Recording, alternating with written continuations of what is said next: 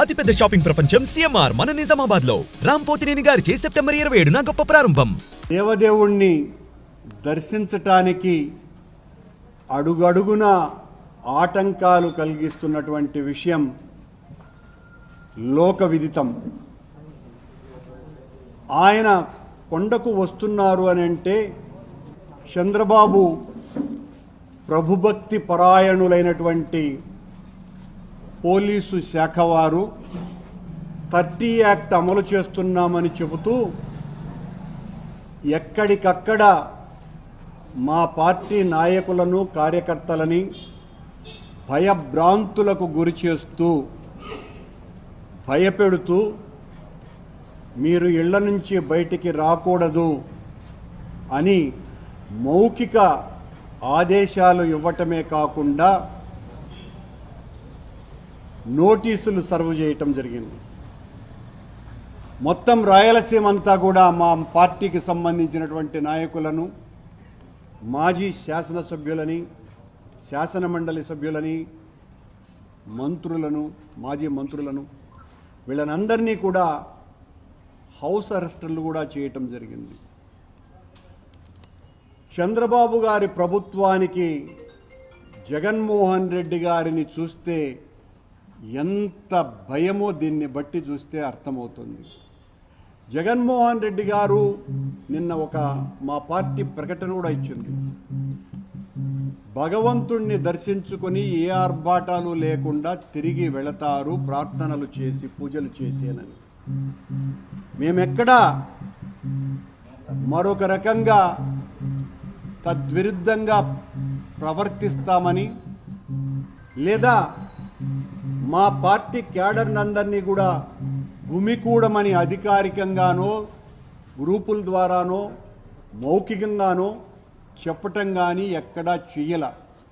కానీ మాకు ఇచ్చినటువంటి నోటీసులలో మీరు 10,000 మందిని సమీకరిస్తున్నారు, సమీకరించటం శాంతి భద్రతలకు విఘ్నం కనుక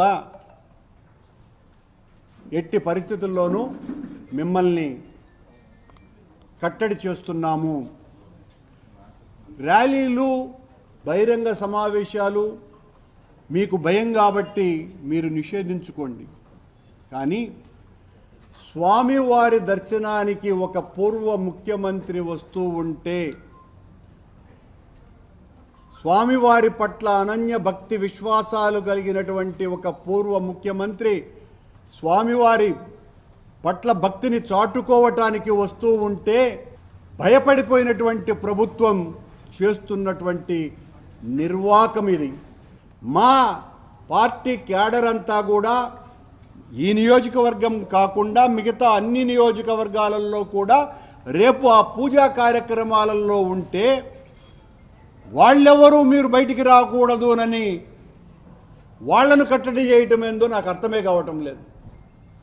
అంటే మేము పూజలు చేయటానికి కూడా అర్హత లేదా వైఎస్ఆర్ కాంగ్రెస్ పార్టీ కార్యకర్తలకు, నాయకులకు? ఎంతగా వణికిపోతున్నది ప్రభుత్వం. ఇంత దారుణమైనటువంటి పరిస్థితి ఈ రాష్ట్రంలో నెలకొని ఉన్నది. ఈ రోజున జగన్మోహన్ రెడ్డి గారికి ఎవరు స్వాగతం పలకకూడదని, ఎవరు ఆయన వెనక రాకూడదని, ఆయన వెనక ఎవరు లేరని చెప్పటానికే ఈ కుట్ర తప్ప మరొకటి కాదు.